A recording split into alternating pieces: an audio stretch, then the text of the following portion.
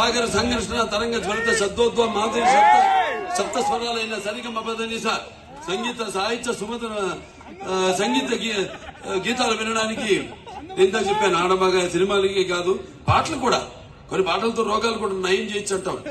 ఈ పాటలతో మనం చూస్తున్నాం.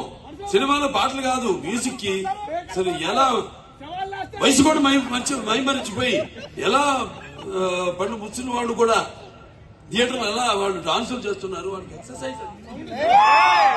అవును, అది ఎక్సర్సైజ్. ఇదే పాటలు రోగాలు నయం చేసేదంటే అది 2-3 రకాలుగా కావచ్చు. విని కావచ్చు, లేకపోతే మన నడవడికి కావచ్చు, పాటలకి మన ప్రతిస్పందన కావచ్చు, ఫిజికల్ కావచ్చు, ఆర్ ఇంకో రకంగా కావచ్చు.